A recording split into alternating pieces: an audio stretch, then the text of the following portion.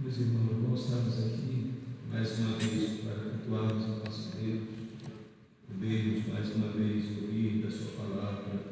Esse dia que é o dia do Senhor, o dia que temos esse dia para o culto público, quero convidar os irmãos a ficarem em pé, abrirem suas Bíblias no Evangelho de João, capítulo 13, versículo de número 1 até o versículo de número 11.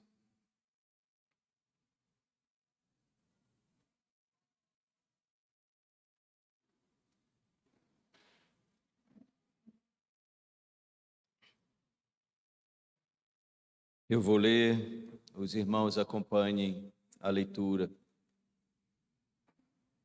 Ora, antes da festa da Páscoa, sabendo Jesus que era chegada a sua hora de passar deste mundo para o Pai, tendo amado os seus que estavam no mundo, amou-os até ao fim.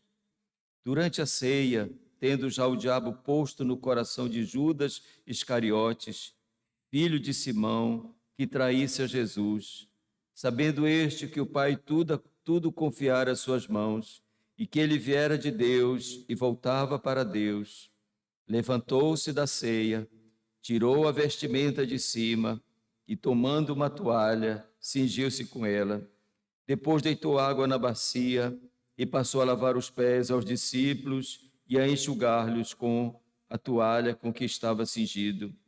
Aproximou-se depois de Simão Pedro e este lhe disse: Senhor, tu me lavas os pés a mim?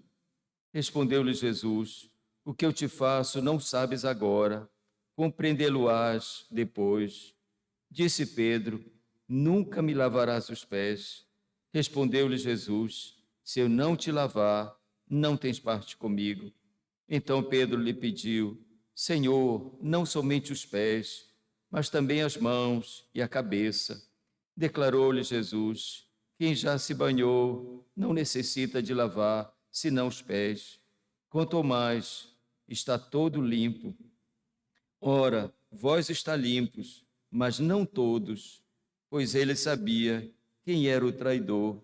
Foi por isso que disse: Nem todos estáis limpos. Vamos orar, meus irmãos, mais uma vez.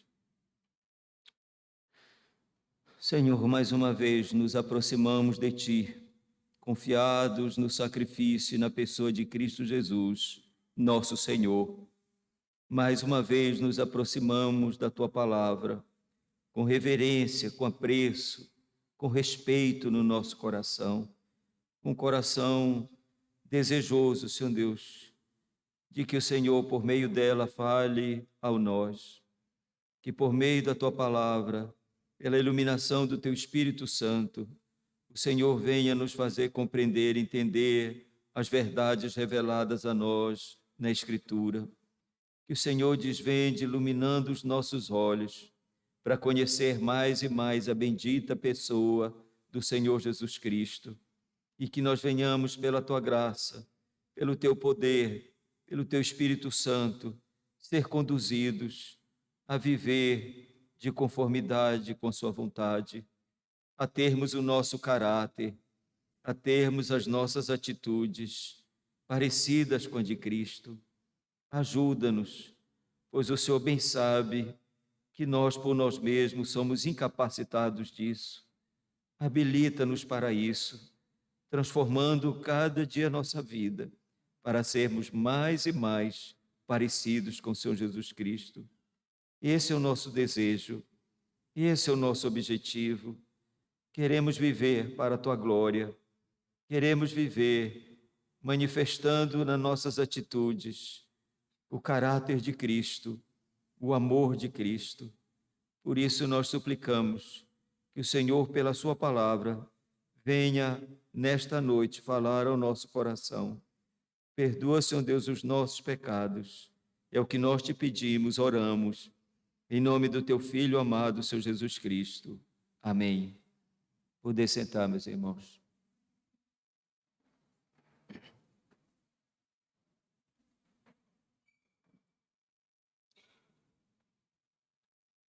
Meus irmãos, como sempre tenho falado, à medida que nós vamos meditando neste Evangelho, é como se nós pudéssemos ver a narrativa de João sendo ele conduzido de uma maneira em que a sua revelação ela é crescente, e ela é crescente no sentido de revelar-nos mais e mais a bendita pessoa do Senhor Jesus Cristo, nos conduzir a conhecer a bendita pessoa do Senhor Jesus Cristo. E João vai nos revelando, claro, as perfeições do caráter, da pessoa do Senhor Jesus Cristo, tanto na sua deidade, tanto na sua quanto também na sua humanidade. Seus atos, suas atitudes revelam a nós, meus irmãos, as perfeições do seu caráter, da sua pessoa. Seus atos revelam quem ele é, mas também seus atos revelam no sentido de serem para nós o padrão, o modo como nós devemos nos conduzir. Que devemos entender, meus irmãos, é que João está trazendo a nós, revelando esta pessoa. E o que ele faz? Vai revelando o caráter dele, quem ele é, como ele se revela a nós. Ele se revela não só por aquilo que ele fala, não só no seu ensino para nós ela tem, e de fato é peso de autoridade. O seu ensino não é para nós uma opção, não é uma opção se devemos ou não crer, se devemos ou não obedecer. Para nós ela tem peso de ordem, nós devemos crer, porque é ele que fala, é ele que ensina. Mas João não só traz para nós as perfeições de Cristo revelado no seu ensino, João revela a nós as perfeições desta pessoa bendita nos seus atos, o que ele faz. E o que ele faz revela quem ele é, revela o seu caráter, porque essas coisas estão intimamente ligadas. Nós somos e somos conhecidos, o nosso caráter, ele é conhecido não somente pelo que nós falamos, mas nós revelamos quem nós somos pelo que nós fazemos, por aquilo que nós demonstramos nas nossas atitudes. Quando nós vamos ver para o que João está trazendo a nós, ele está trazendo a nós o conhecimento da pessoa do Senhor Jesus Cristo. E ele vem revelar não só nos seus ensinos, mas nos seus atos. O que ele faz, a atitude dele, é para nós também o padrão. Não é uma opção para nós. Quando nós olhamos como ele se conduz, não é para a gente dizer, é possível, é uma opção de eu andar ou não. Nós devemos imitá-lo. É assim que nós devemos viver. É deste modo que nós devemos nos conduzir. Em outras palavras, é que o nosso caráter, nossas atitudes, por sermos cristãos, por confirmarmos e de fato professarmos que nós somos discípulos dele, é que todo o nosso caráter, toda a nossa conduta de vida deve ser para nós uma busca constante de ser cada dia mais parecido com ele. Isso é ser discípulo, isso é ser e ter o alvo. Nós perdemos esta ideia de discípulo muitas vezes. Nós perdemos esta ideia de dizer que nós devemos seguir os seus passos, não só naquilo que ele diz, mas o seu ensino em termos de atitude. O que ele faz é para nós, meus irmãos, padrão, é uma ordem. Quando ele faz algo, é como se nós pudéssemos dizer, é assim e é isso que eu devo fazer. É isso que ele diz, o modo que eu devo fazer. E nós perdemos muito disso, essa ideia, esse pensamento de que nós somos seus discípulos, que nós somos aqueles que professamos ele como nosso Senhor. E como ele sendo de fato nosso Senhor, nós devemos buscar ser cada dia mais parecidos com ele. E essa é a ideia de cristãos. Lembra a ideia que do nome cristão, a ideia é daqueles que são pequenos cristos, ou uma réplica, ou aqueles que são parecidos com ele. Esse é o propósito para toda a vida da igreja. Nós, como crentes, o objetivo nosso como igreja é que nós, como igreja, devemos ser mais parecidos com Cristo, menos com o mundo, menos com os nossos interesses e nossos pensamentos, mas mais e mais sendo governados, dirigidos unicamente pela sua palavra, pela sua verdade, que molda, que influencia, não só o que nós pensamos, o que falamos, mas molda o nosso caráter. E é esse o objetivo que nós devemos sempre ter em mente. Quando nós olhamos para este texto aqui, este é um texto que a gente pode dizer assim: o que o Senhor Jesus está fazendo aqui? Ele vai lavar o pé dos discípulos. Alguém pode dizer assim: é só um ato? Não é. Ele está nos ensinando através do que ele está fazendo para que nós venhamos agir e fazer do mesmo modo como ele está fazendo. Nós venhamos compreender que essas implicações aqui, ela não tem aplicações apenas, digamos assim, de um ensino, digamos assim, de uma maneira de ilustrar o seu estado de humilhação, o seu estado na sua natureza agora humana, encarnou, humilhou-se, e é isso que João, ou melhor, que Paulo vai dizer, que sendo ele Deus, não usurpou ser igual a Deus. Mas o que ele fez? Ele se rebaixou. E entenda bem, ele é o único que se rebaixou. Ele é o único que deixou a glória e não agarrou-se às insígnias da sua deidade. Mas já seria humilhante, meus irmãos, ele ser um homem. Já seria humilhante. Já seria ele rebaixar-se. O Deus eterno, imutável, rebaixando-se para ser homem. Mas ele vai mais. Ele rebaixa para ser escravo, para ser servo. E o que ele está fazendo aqui é um trabalho que só os escravos faziam. Quem lavava os pés dos outros? Os escravos. Aqueles que estavam nesta condição, compreendiam a sua condição e sabiam que isso estava para eles. Eles não poderiam esperar dos outros, eles não poderiam fazer aquilo que não estava na sua condição. Essa era a condição. Umas casas tinham escravos e lavar os pés dos visitantes era um trabalho para eles. E aqui ele está dizendo que ele não apenas se humilhou, se rebaixou para ser homem, mas ele se rebaixou para ser escravo. E ao fazer isto, o que é que ele está dizendo para nós? Ele está nos trazendo instrução, está dizendo: é assim que nós devemos ser. É o padrão que está para nós. Este é o padrão. Mas esta é uma luta que nós bem sabemos para nós, meus irmãos. Que luta é para nós? Nós não queremos ser escravos. Nós não queremos ser servos. Porque uma das coisas que o pecado nos corrompeu, de uma maneira que nós não nos vemos mais como nós deveríamos nos ver, é que nós não queremos servir, mas ser servido. Nós amamos ser servido. Nós desejamos ser servido. Nós brigamos para ser servido, mas nós não brigamos para servir. Nós não brigamos para, digamos assim, colocar a cadeira para o outro sentar, para dar a honra ao outro. E por que não? Porque nós temos uma visão errada a nosso respeito. E essa é uma das consequências terríveis da queda. A queda nos trouxe uma visão errada acerca de nós mesmos. E nós não nos vemos mais como nós deveríamos nos ver. Nós nos vemos naquilo que ainda está a tentação para nós hoje. O que foi que Adão foi tentado? Para ser escravo. Você será um escravo. Não, você será igual a Deus. Você será igual. Essa é a grande dificuldade para nós, porque nós queremos ainda usurpar esse lugar que não é nosso. Nós queremos usurpar aquilo que não está para nós. Nós fomos criados para a glória de Deus. Nós fomos criados para obedecer. Somos criaturas. Deus nos criou para obedecê-lo, para viver para Ele, para a sua glória. O que o pecado fez conosco? Nos corrompeu.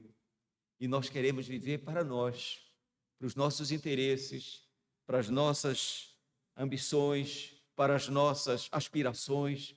Nós desejamos que as coisas vivam e todas as coisas transcorram para nós e somente nós. Isso não precisa a gente ter, entenda bem, nós não precisamos ter e fazer uma defesa sobre isso.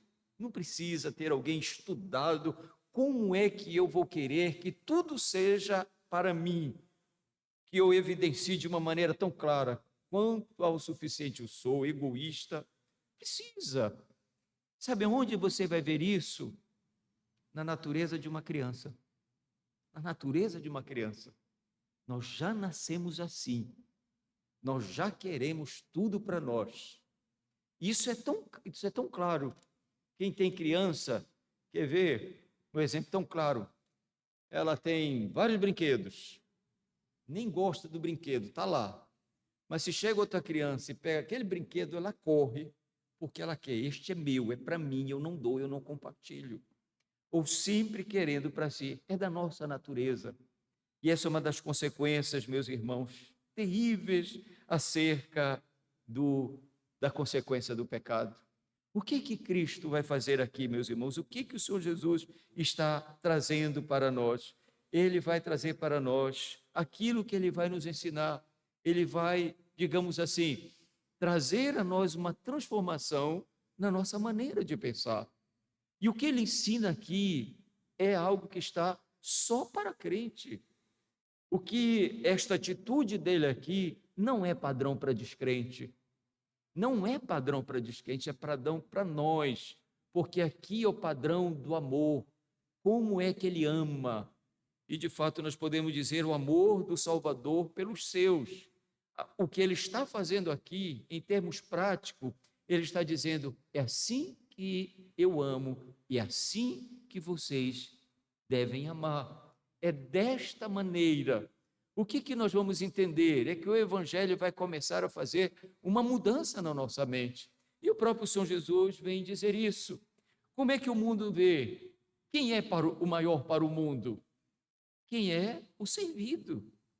Quem é o maior? É aquele que é servido. Quanto mais servos, a compreensão do mundo é maior é a honra, maior ele é. O que o Senhor Jesus vai dizer? No reino não é assim. O maior no reino não é o que é servido, é o que serve. O maior no reino não é o que recebe, é o que dá. Melhor é dar do que receber. Olha uma contracultura, olha como ele vem trazer para nós. O que ele vem fazer? É isso que o Evangelho faz.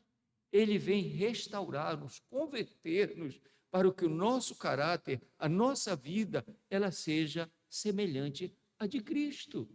Que todo o nosso pensamento seja moldado pelo pensamento e pelo caráter de Cristo, não mais pelo mundo. O mundo pensa assim, o mundo é assim.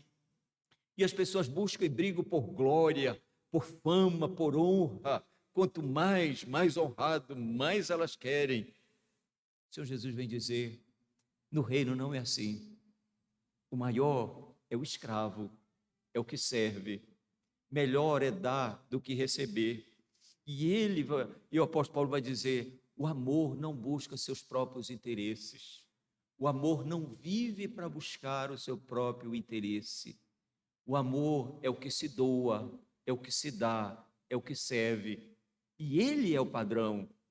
Ele veio para dar a sua vida por nós. Ele se doou, ele se entregou. E é esse texto aqui que ele vai mostrar de uma maneira bem prática. Que sendo ele quem é, e é onde a gente vai entender humildade. A humildade é uma compreensão correta de quem você é, mas não à luz do que você pensa, do que você acha, ou fruto do seu e do meu pensamento decaído. Nós vamos entender quem nós somos à medida que nós somos expostos à verdade de Deus revelada a nós. É ela que vai dizer quem ele é. Quem ele é? Ele não tem dúvida nenhuma. Ele sendo Deus, é Deus.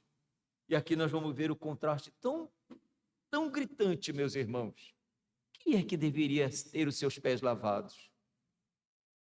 Quem é que deveria ter a honra e a primazia? É Ele. É Ele. Ele é Senhor. Ele é Deus. Ele é o único a quem nós devemos honrá-lo. Ele é o único para quem nós fomos criados para a glória dele. Que contraste! Quando nós vamos chegar com Pedro, ele vai dizer: eu não, por favor, eu não estou entendendo. O Senhor quer lavar meus pés. Meus irmãos, esse é um texto que vai nos revelar também algumas verdades. Vai nos revelar como é que você se aproxima de Cristo. Saiba que eu e você vamos nos aproximar de Cristo à medida que eu e você conhecemos mais a Cristo. Uma pálida compreensão de quem é Cristo sempre vai levar uma pálida prática com relação a Ele. Sempre vai ser uma atitude quase que sem uma compreensão tão clara de como nós devemos viver para Ele, como nós devemos reagir. Aqui nós vamos ver que é uma metáfora acerca da sua encarnação. É o exemplo para nós como nós devemos amar, como nós devemos amar. Lembrando que aqui é a última semana, né? Aqui ele está a um dia para ser morto. É a festa da Páscoa, é a Páscoa. Ele vai ser morto, ele vai ser crucificado. E ele aqui está, como nós já vimos, João está a partir do capítulo 13 relatando, ele vem relatar de uma maneira acerca do seu ministério mais particular, de ensinos, de instruções, que ele quer dar só para os seus. Ele está aqui só com os 12, e esses são ensinos, instruções que ele quer dar, transmitir somente aos seus. Já terminou, digamos assim, João divide aqui no seu evangelho. Até o capítulo 12 é o que nós chamamos do ministério público de Jesus. É o que ele publicamente falou, o que ele publicamente fez, as suas instruções, o ensino, os milagres. Mas aqui não. Desse capítulo 13 em diante, João, diferente dos outros evangelhos, ele vai, digamos assim, reservar uma parte do seu livro para dizer acerca do que Jesus tratou unicamente com os seus discípulos, em termos de ensino, em termos de atitudes, e aqui é mais um desses, ou aqui ele começa dessa maneira. Ele começa trazendo instruções que ele quer, de uma maneira, meus irmãos, como sempre João está fazendo, deixar bem nítido, bem gravado na mente dos seus apóstolos, dos seus discípulos, mas também bem gravado na nossa mente, bem nítido, bem, digamos assim, aquilo que nós precisamos ter sempre gravado na nossa mente, como e quem é Cristo e como nós devemos nos conduzir. Aqui, portanto, o que poderíamos dizer são momentos dele com os seus, particular, bem íntimo, e João registra esses momentos como instruções que começam, claro, com seus discípulos, que são instruções que estão para os seus discípulos, mas são instruções, meus irmãos, para todos os crentes em todas as épocas. Quando nós vamos ler esse texto, nós devemos sempre nos reportar, é como se nós estivéssemos lá. E aí você poderia entender, ele está trazendo para nós instruções. Mas eu sei que a gente precisa, algumas vezes, pelo menos eu faço isso, né? É como se a gente pudesse nos reportar para o momento. E se fosse eu e você, que estivéssemos lá? O que iria impactar na nossa vida? O que aquilo ia trazer para mim e para você? Como é que eu e você iríamos reagir? Indiferente? Lavar os pés? Ou nós iríamos agir como Pedro? Senhor, tu vens lavar a mim? Não, eu não estou entendendo. Não pode. Meus irmãos, como nós já vimos, João, ele relata aqui no capítulo 13, aquilo que toda a sua narrativa ele vai levar para isso. Primeiro ele vai narrar e vai dizer aqui acerca da pessoa do Senhor Jesus Cristo. Sua deidade, mais uma vez ele vem reafirmar, porque o Senhor Jesus vai dizer que, sabendo que este que o Pai confiara às suas mãos e que viera de Deus e voltara para Deus, embora essa frase aqui esteja dizendo está chegando, e sabendo todas as coisas, e sabendo de que ele viera de Deus, voltara para Deus, mas isto João está mais uma vez reafirmando acerca de quem? Da deidade de Cristo. de quem ele é. Ele é Deus, segunda pessoa da Trindade. Ele veio de Deus, ele deixou a glória, ele deixou o céu, e agora ele sabe, ele tem consciência de tudo o que irá acontecer. Ele sabe que ele vai morrer, ele sabe que tudo que ele vai passar, ele vai orar para que, se fosse possível, esse momento tão doloroso, tão sofrível, que Deus pudesse passar esse cálice. Mas não tem outro meio, não tem uma outra alternativa. Ele veio para sofrer, para morrer, como sendo o substituto dos seus. Mas ele sabe que ele vai retornar, ele vai voltar de onde ele veio, ele vai voltar para o céu, para a glória, de onde ele veio. E essa é a narrativa de João, né? O Verbo se fez carne e habitou entre nós, e nós vimos o quê? A sua glória, a glória do unigênito do Pai.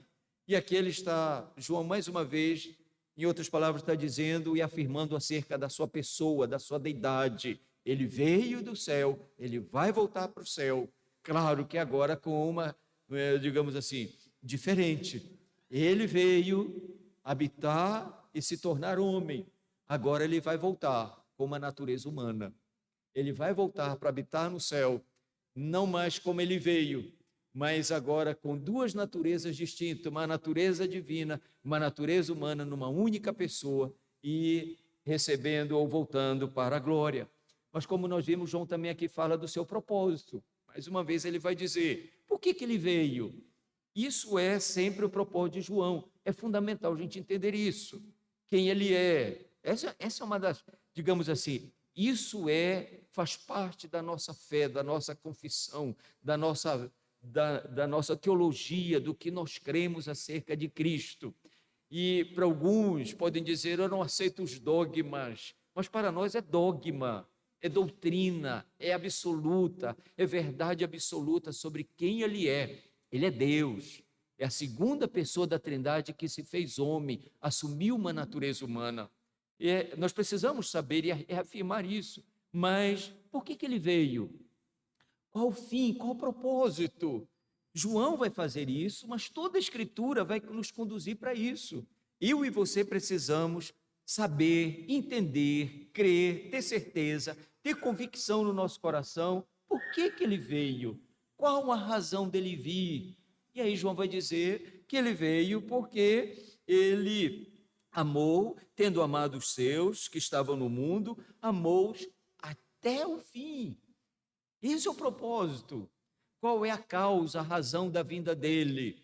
Não está em nós, não está em mim, não está em você. Sempre entenda bem, tire toda e qualquer perspectiva de pensar, ele veio porque havia em mim algo que pudesse atraí-lo, que pudesse ele recompensar, fazer o que pudesse fazer. Não está em nós. A causa é o seu amor.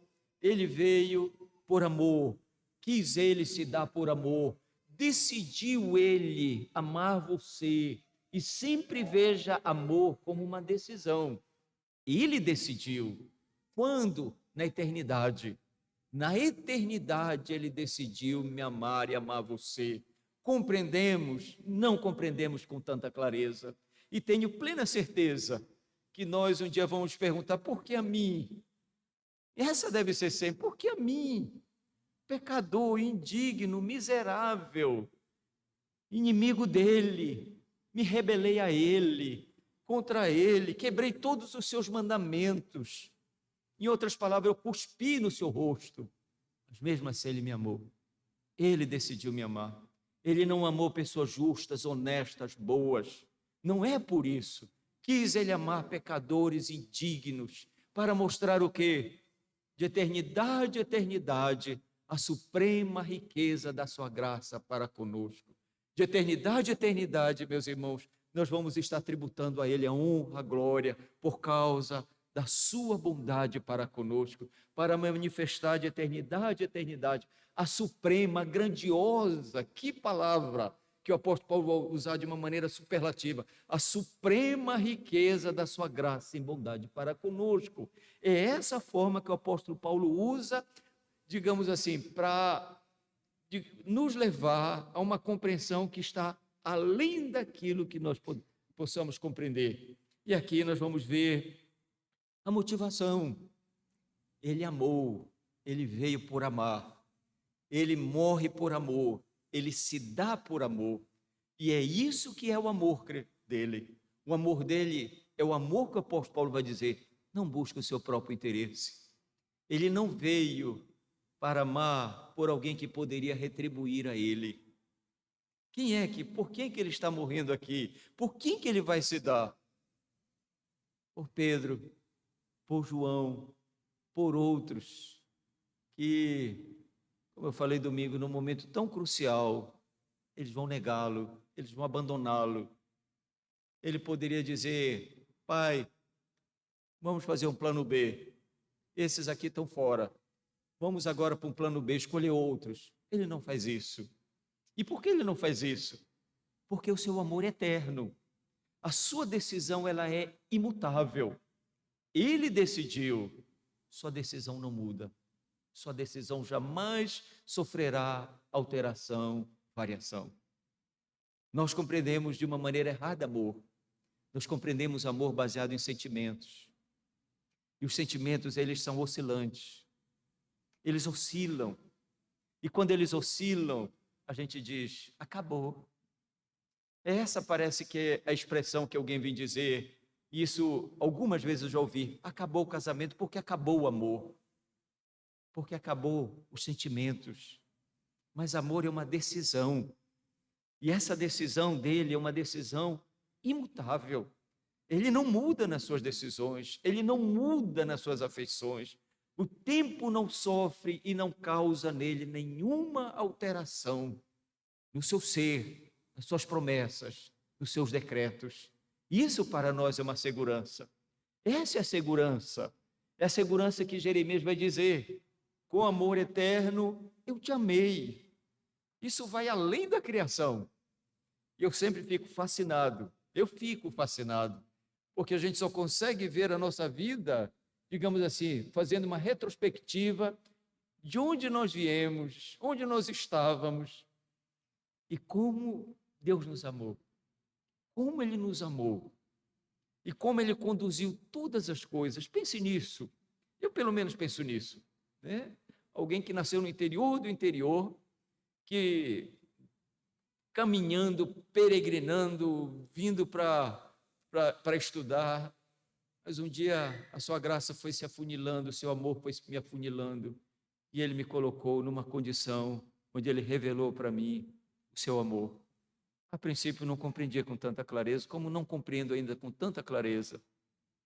Mas, meus irmãos, eu fui e posso entender que o seu amor para nós, ele é eterno. Não muda. Nunca sofrerá nenhuma alteração. Que segurança! Que segurança! Mas é assim que nós devemos amar. É assim que nós devemos nos conduzir. E aqui, meus irmãos, João vai dizer que ele amou até ao fim. Eu queria só acrescentar algo que, embora eu tenha comentado já no domingo passado, mas há algo aqui que eu preciso acrescentar quando ele diz até o fim. Essa é uma expressão que no grego ela é estelos e significa completamente.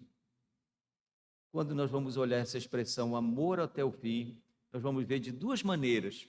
Primeiro, nós vamos ver na capacidade dele amar. Segundo, nós vamos ver no tempo dele amar.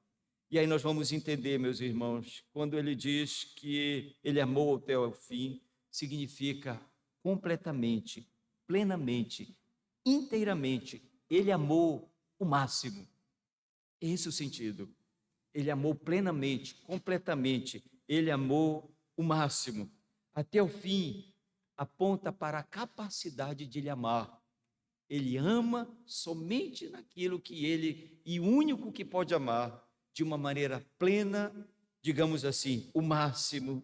E ele ama de uma maneira que nós podemos dizer completa, perfeita, absoluta, plenamente. Ele ama tanto quanto pode amar. Essa seria para a gente entender. Ele ama tanto quanto ele pode amar.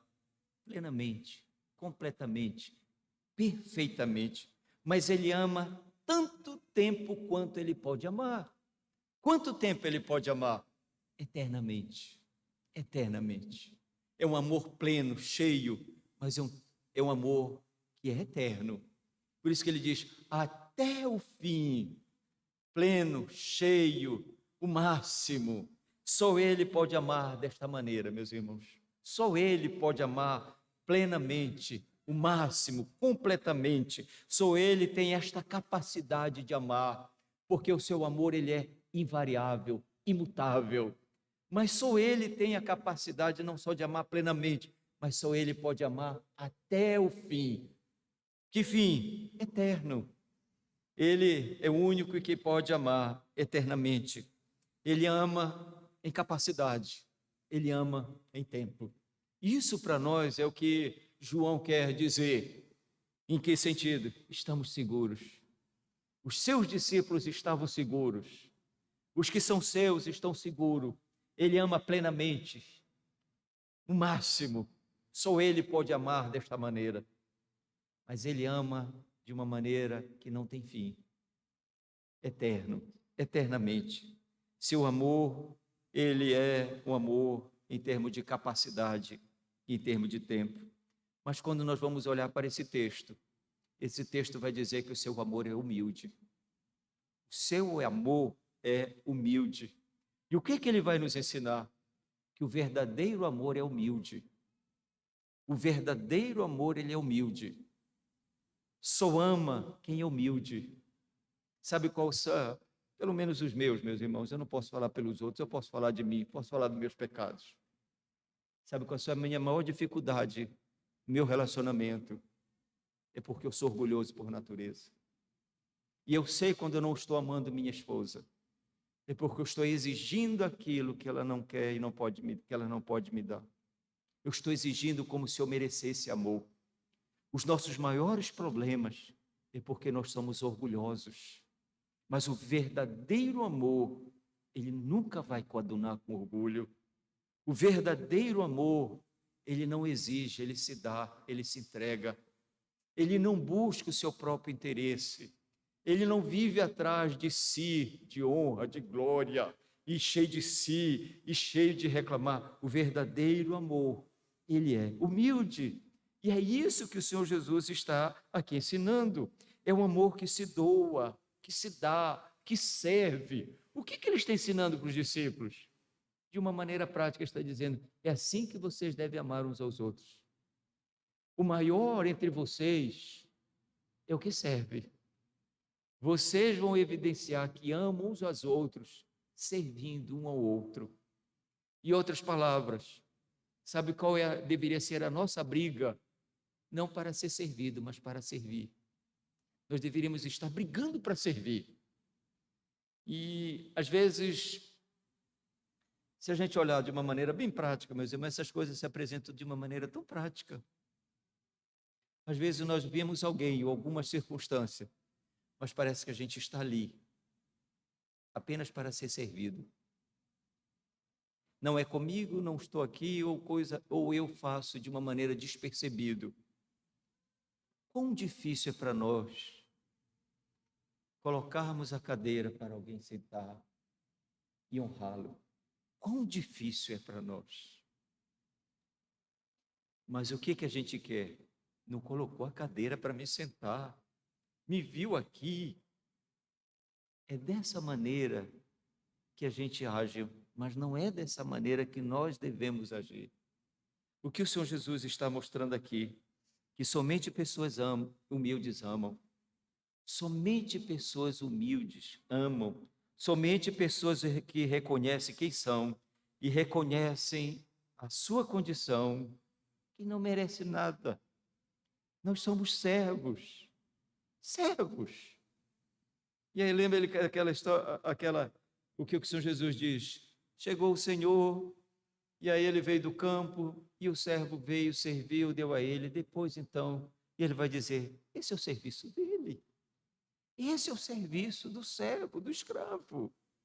E ele sabe da sua condição, ele compreende a sua condição. Quando nós compreendemos a nossa condição, meus irmãos, nós vamos entender que em nenhuma atitude, nenhuma condição, nós fomos rebaixados, nós já estamos rebaixados. O único que se rebaixou foi Cristo. O único que deixou a glória, o céu, foi Cristo. Nós já somos e estamos assim. A humildade altruísta, meus irmãos, é o que o Senhor Jesus está dizendo, é a marca do amor verdadeiro. A capacidade de amar está diretamente relacionada à humildade. Quanto mais humilde você for, menos interessado você é em si mesmo. Quanto mais humilde eu for, menos interessado em mim mesmo eu vou estar. E nesse sentido, maior vai ser a minha capacidade de doar, de me preocupar e de servir o outro. E quanto mais eu estou querendo para mim, menos eu vou pensar nos outros, menos eu vou, digamos assim, conseguir me desconcentrar de mim e poder servir. E isso nunca, meus irmãos, nós vamos ser felizes. Nunca nós vamos ser felizes. Nós só somos felizes porque o Evangelho nos diz: o maior é o que serve, melhor é dar do que receber. Que inversão! Que inversão! Mas é isso o Evangelho, é isso que Cristo nos conduz. E quanto mais nós nos preocupamos conosco mesmo, meus irmãos, menos nós vamos nos preocupar com os outros. Nós vamos sempre estar interessados nas nossas coisas e menos nas coisas dos outros.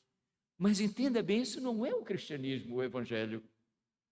O Evangelho é que eu devo servir, me preocupar. Deve, meus irmãos, haver em nós uma graça que nos torna ou que nos leva a ter uma empatia pelos outros. Os únicos que podem ter empatia nesse mundo são cristãos, porque os únicos que compreendem quem eles são e se doam e servem sem esperar nada em troca. O altruísmo é o âmago do amor. Quanto mais você e eu nos rebaixamos de nós mesmos, mais nós vamos ter uma elevada visão dos outros e mais será a nossa preocupação para com os outros. Pode olhar, estamos sempre preocupados conosco. E aí isso vai sempre nos deixar menos preocupados com os outros. Mais nós estaremos querendo ser servidos, menos nós vamos estar com uma disposição de servir, de ter esta empatia, ou digamos assim, este olhar atento para com os outros. Cristo, ele vem aqui para nós, meus irmãos, e ele nos ordena amar desta maneira. Para nós, o exemplo aqui, o que ele faz, não é uma opção. O que ele está fazendo aqui, em outras palavras, é na sua atitude dizendo, é desta maneira, é uma ordem como nós devemos amar, como nós devemos conduzir. E o amor bíblico, ele é completamente altruísta. Paulo vai dizer, o amor não busca seu próprio interesse. Essa é a marca. O amor cristão não busca seu próprio interesse. Quando nós estamos buscando o nosso próprio interesse, saiba que nós estamos cada dia mais considerando mais sobre nós e menos sobre os outros. Nós estamos exigindo mais para nós e menos dos outros. E nós estamos mais dispostos a ser servido e menos de servir. Somente o cristão, entenda bem, somente o cristão, somente o crente tem capacidade de amar, porque somente o crente tem o amor de Deus derramado no nosso coração.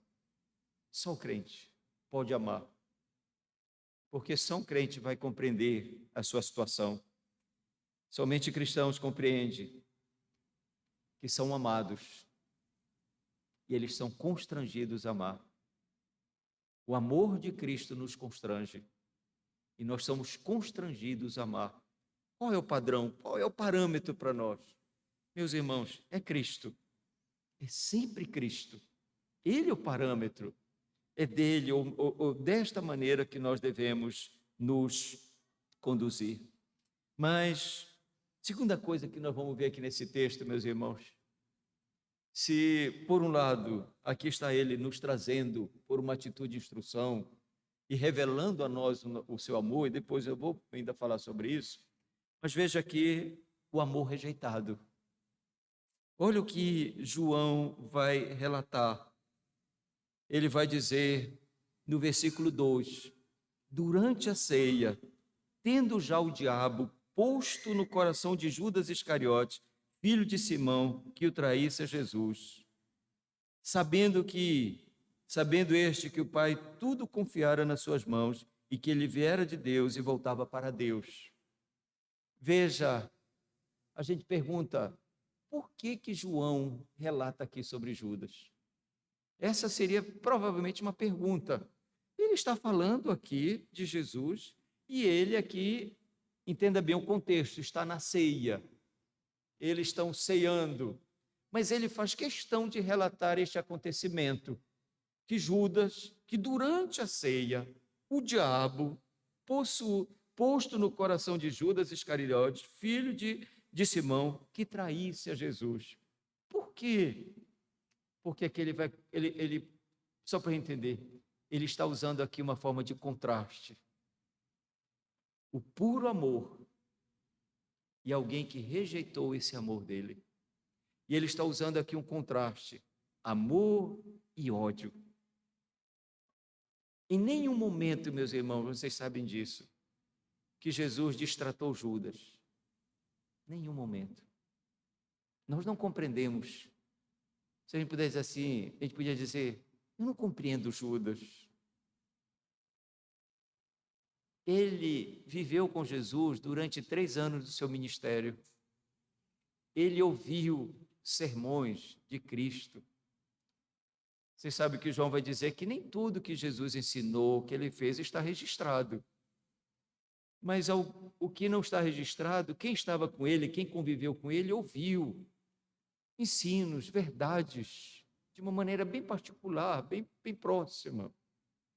Ele viu, ele ouviu, ele viu milagres, ele conviveu e conheceu o Senhor Jesus Cristo, digamos assim, no aspecto mais íntimo que estava só para os discípulos.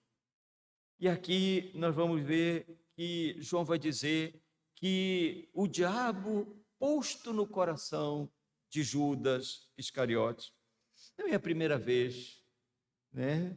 E João já havia relatado lá em João 6,17, ele vai dizer, um de vocês é diabo. Ele já, embora ele não cite, mas ele já está dizendo, dentre os 12, um deles, ele vai dizer, é diabo, é o acusador, é o adversário. É aquele que está lá, viveu, conviveu, ouviu. E aí nós vamos entender que durante a ceia, tendo o diabo posto no coração, ele para trair o Senhor Jesus Cristo. Meus irmãos, João aqui vem fazer esse contraste, né? E uma contraste do ódio, contrastando com o puro amor. Judas é um traidor. Judas, no coração, rejeitou todo o conhecimento e toda a verdade que ele tinha acerca de Cristo. Embora ele nunca tenha falado, você não vai ver nenhum registro Judas manifestando uma oposição, Judas manifestando ódio ao Senhor Jesus Cristo. Mas aqui estava um homem cujo coração era, de fato, contrário a Cristo, contrário à verdade de Cristo, contrário a tudo aquilo que ele ouviu. O que nós vamos entender? Que embora ele não tenha falado nada, mas Judas era um ambicioso. Judas conduz toda a sua vida pela ambição, ele dirige toda a sua vida pela autossatisfação, busca seu próprio interesse, procura satisfazer os seus desejos. E, meus irmãos, Judas não pode amar, mas ele pode odiar qualquer coisa que apareça no caminho da sua ambição. Qualquer coisa. E aqui o contraste, meus irmãos, de uma maneira tão clara.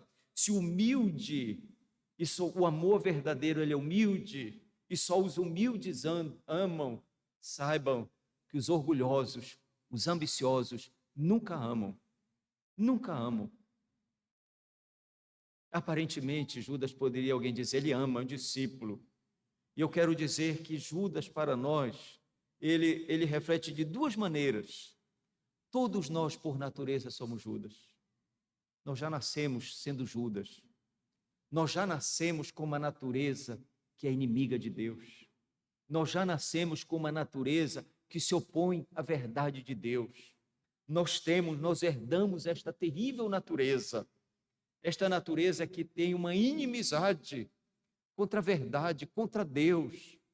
E é isso que, se a gente puder dizer assim, que situação mais lamentável. E se pudéssemos dizer, se o Senhor Deus viesse, fizesse um lamento, e um lamento dizer, o que eu fiz para você? Eu lhe dou tudo, lhe dou a vida, lhe dou tudo, e você não me ama. O que eu fiz que você tanto me odeia no coração? Judas tinha este ódio no seu coração. Um homem ambicioso, meus irmãos, que não pode amar, mas que pode odiar qualquer coisa que apareça no seu caminho para que a sua ambição, seu desejo não seja feito. Ele vai trair o seu Jesus. E o texto diz que Satanás colocou no seu coração isso. Primeiro, nós devemos entender, Judas é para nós, nesse sentido, todos nós já nascemos assim. Mas Judas é um exemplo e um alerta para a igreja. Na igreja é possível crentes nominais. Na igreja é possível crentes nominais que estão lá, que ouviram sermões, que ouviram verdades, mas nunca esta verdade desceu ao coração para levar a amar a Cristo. Judas é um exemplo de pessoas que estão na igreja, mas cujo objetivo é buscar aquilo que desejam para satisfazer unicamente a si. E, se possível, usarão o evangelho para cumprir ou para realizar as suas ambições. Até onde isso seja possível? É possível até o limite máximo. Judas vai trair seu amigo. Que coisa! Vai trair aquele que ele está rejeitando, meus irmãos, o amor. Aqui é um exemplo tão claro, o amor desprezado. Judas desprezou o amor de Cristo. Judas desprezou e ele rejeitou. João, meus irmãos, deixa isso como contraste. O amor puro de Cristo, que ele se dando, ele servindo, e o ódio de Judas, com uma ambição única no seu coração. Se por um lado Cristo se doando, se dando, por outro lado está Judas, aquele que no seu coração nutre uma ambição própria, uma satisfação própria, um egoísmo que ele vai fazer qualquer coisa que possa fazer para satisfazer a sua ambição. E isso ele vai cumprir de uma maneira mais triste, mais lamentável. Esta é uma situação tão drástica, meus irmãos, que a gente vai ver para Judas. É alguém que teve todas as oportunidades, que ouviu o que eu e você não ouvimos, que viveu com alguém que eu e você não tivemos o privilégio de viver. Mas saiba que por natureza nós somos assim. Por natureza nós somos assim. É por isso que o Evangelho é um Evangelho que convida o homem para vir a Ele. Quebrante-se, quede-se. Não confie no seu coração. Não confie. Não deixe que o seu coração lhe engane. Mas venha a Ele. O exemplo de Jesus, meus irmãos, aqui por outro lado, cativa o nosso coração. O exemplo aqui de Jesus para o crente, ele aquece sempre o seu coração. Quando nós estivermos querendo nos inflar, nos orgulhar, é aqui que nós devemos nos recorrer. Eu fui chamado para lavar os pés, eu sou escravo, eu sou servo. É aqui que nós devemos ter o nosso coração aquecido.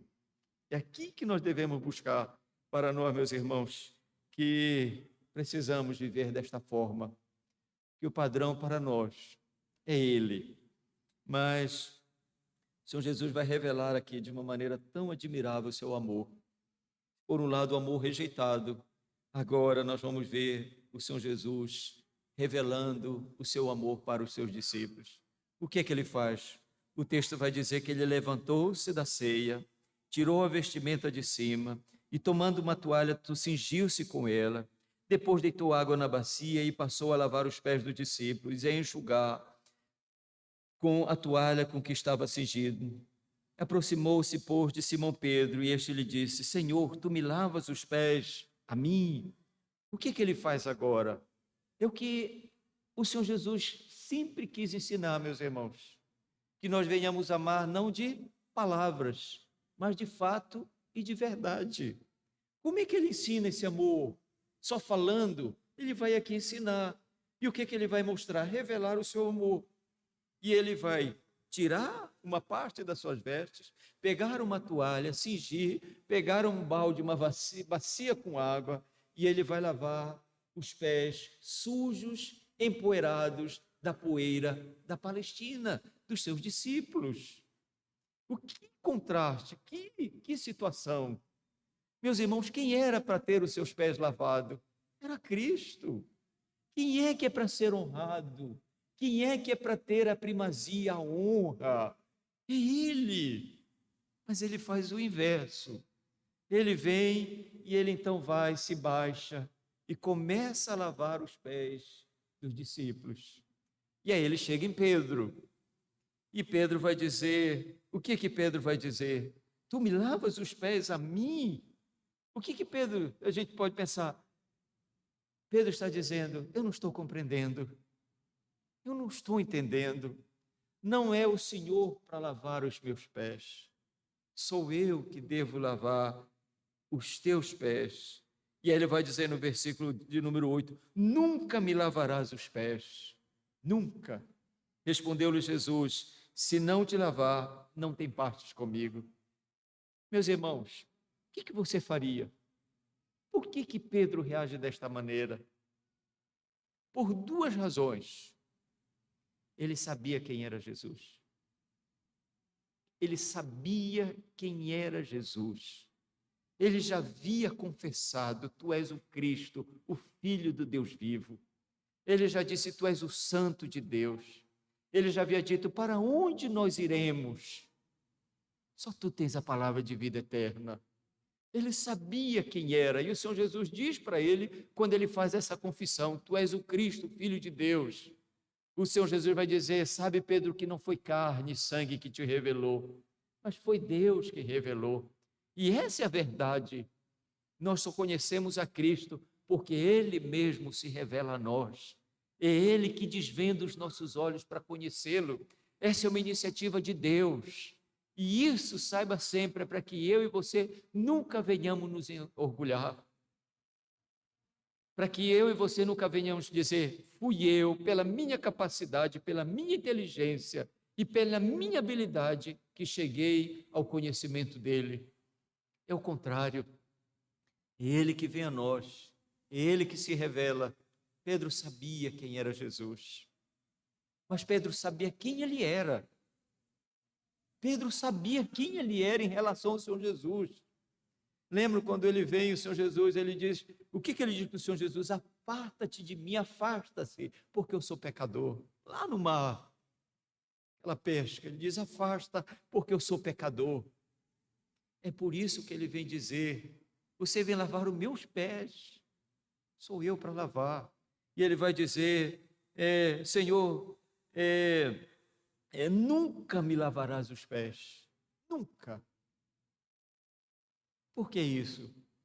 Porque Pedro sabia quem era Jesus. E quando ele via Cristo, e ele via-se em relação a Cristo, ele via, ele é o Santo de Deus, eu sou pecador. Ele é que é o digno. Eu lavar os meus pés. Mas o que o Senhor Jesus está fazendo aqui? Ele está nos ensinando, é desta maneira que nós devemos amar os outros. É assim que nós devemos amar. É assim que nós devemos agir na nossa vida. O caráter nosso não é moldado pelo que o mundo diz, mas o caráter nosso é moldado pelo que Cristo diz e pelo que ele faz. Ele é o padrão, é ele. E se a gente puder dizer o seguinte, é para ele que nós devemos aspirar a vida.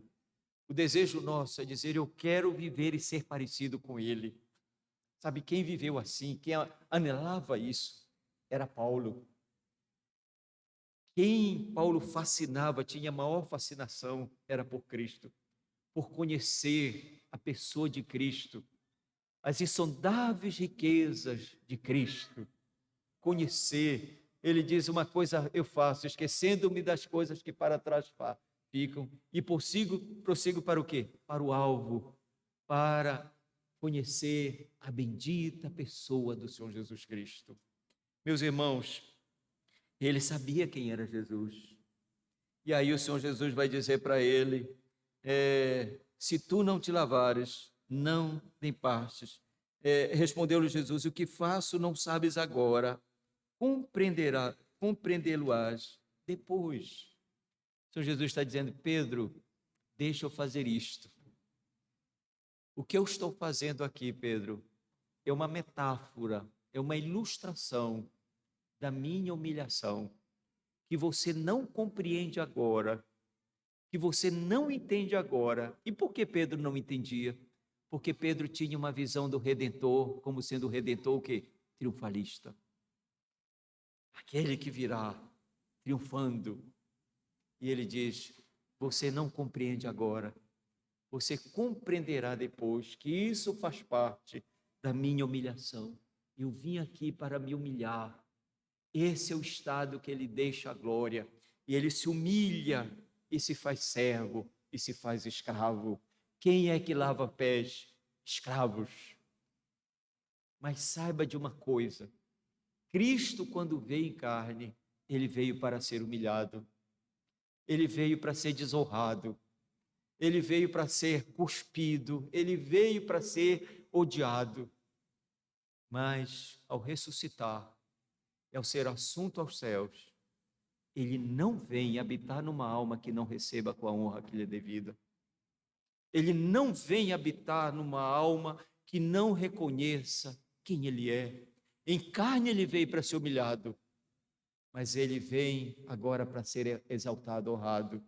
Ele vem para que eu e você, é como se a gente pudesse dizer assim, tributemos a ele, nós é que somos os seus escravos. Ele é o Senhor, ele é o que é digno. E como é que nós vamos mostrar essa dignidade? Na nossa vida. Ele ocupa a primazia na minha e na sua vida. Deve ser assim. Em outras palavras, quando as pessoas olharem, quem é que tem maior honra? Não é a minha esposa, não são minhas filhas, não são meus netos. Deve ser Cristo. Porque a minha única alegria e satisfação nesta terra deve ser Cristo. Ele deve ocupar o primeiro lugar da minha vida. Tudo na minha vida e na sua deve ser. Ele é o primeiro, ele é o único, ele deve ser honrado, exaltado. Pedro é daquele que, como a gente vai olhar muito bem na vida de Pedro, ele sai de um extremo e vai para outro, né? Ele diz, não lava meus pés. E o Senhor Jesus diz para ele, se eu não lavar, você não tem parte comigo. O Senhor Jesus está deixando bem claro isso, que tem parte com ele aqueles que têm o seu coração lavado pelo lavar regenerador da palavra de Deus.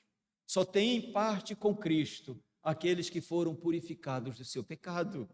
E Pedro diz, não, e ele disse, se eu não lavar, tu nem tem parte comigo. E o que Pedro diz? Então, Senhor, não é apenas o quê? Não apenas o pé, lava a mão, lava a cabeça. O que Pedro está dizendo? Senhor, o que eu quero é ter um relacionamento e comunhão com o Senhor. Se for para lavar tudo, lava, purifica. E o Senhor Jesus vai dizer, não, você já está.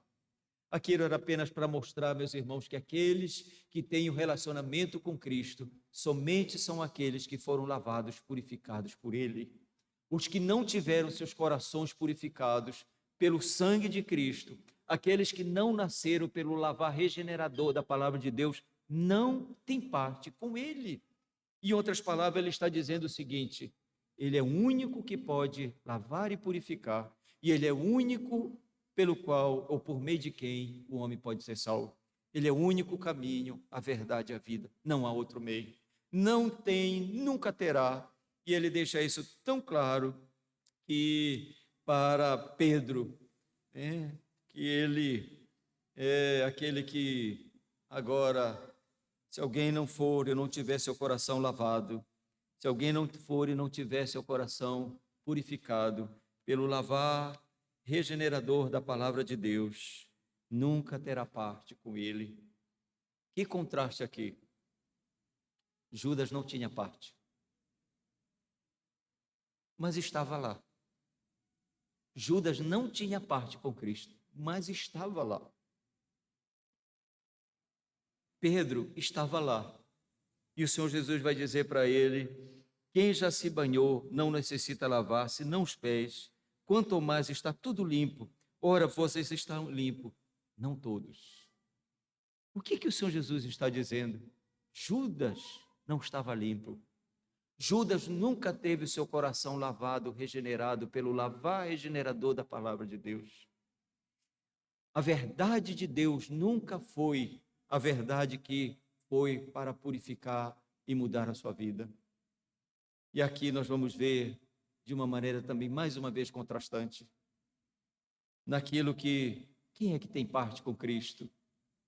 Quem é que tem parte com Cristo? É aquele cujo coração foi lavado pelo lavar regenerador da palavra de Deus. Não é aquele que está fisicamente na igreja, mas é aquele que tem parte interna com Cristo. Lembra que Paulo vai dizer dos judeus? Quem é o verdadeiro judeu? Quem é o verdadeiro judeu? Não é o que é circuncidado externamente, mas é o quê? Circuncidado internamente. E se você usar de uma maneira, você pode perguntar: quem é o cristão? Não é aquele que é batizado externamente, mas é aquele que é batizado internamente. É aquele que tem o seu coração lavado, regenerado pela palavra de Deus. Este tem parte, este está seguro, mas ele diz: nem todos, e Judas era um desses. Que fim tão triste para este homem. Que fim tão triste para alguns. Tão próximo. Ouviram, viram, testemunharam, mas rejeitaram este amor. E aqui, um amor que foi desprezado. Mas, por outro lado, meus irmãos, o Senhor Jesus deixa para nós esse exemplo.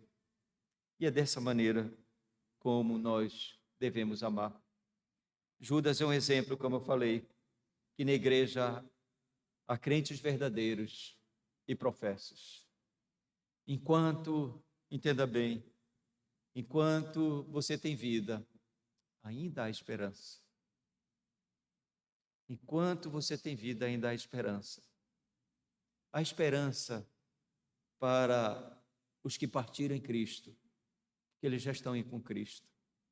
Há esperança para todos aqueles que já estão nesta terra com Cristo, porque eles têm a certeza que vão estar um dia para sempre com Cristo. Há esperança para aqueles que ainda não estão com Cristo, porque a porta da graça ainda está aberta. Só não há esperança para aqueles que já partiram sem Cristo. Para esses não há mais esperança. Para esses não há esperança de redenção e de salvação. Portanto, o Evangelho é o convite para aqueles que ainda não têm esta certeza. Se eu partir, eu vou estar com Ele. Se eu partir, eu vou vê-lo. Sempre quero lembrar, a atitude de Pedro vai revelar muito da nossa vida nessa terra. Como você se aproxima de Cristo? Ou quando Ele vem a você, como você... Qual é a sua atitude? Você diz: é a mim, está aqui meus pés. Meus irmãos, este acontecimento aqui, ele denuncia de uma maneira tão clara aquilo que é tão ensinado no evangelicalismo dos nossos dias. As pessoas veem Jesus como seu servo. E elas é que dão ordem para ele. Que coisa lamentável. Eu ordeno, eu decreto, eu declaro para que Cristo satisfaça os seus desejos. elas nunca se veem como Pedro. Não lavas a mim, eu sou pecador, mas eu preciso de ti. Deus nos dê graça, meus irmãos. João descortina para nós esta bendita pessoa e ele coloca o caráter dele para nós. De que maneira? O que ele faz revela quem ele é. E ele vai dizer o que nós vamos fazer, o que fazemos, como vivemos, revela quem nós somos. E quanto mais nós formos parecidos com Cristo, mais humildes nós vamos ser, mais servos nós vamos ser. E, em última palavra, nós vamos e devemos estar brigando para servir um ao outro. Mas a gente briga para ser servido, reclama, e aqui, ali, porque não me olhou, porque alguém... já ouvi isso algumas vezes. Na igreja ninguém fala comigo, não quero mais para a igreja, porque ninguém fala comigo, ninguém gosta de mim. Não estamos para isso. Nós fomos chamados para servir. O padrão é Cristo. O padrão é um viver de um amor altruísta, que Paulo vai dizer, o amor não busca o seu próprio interesse. Vamos ficar em pé. Convido o diácono César para escolher um cântico. Nós vamos cantar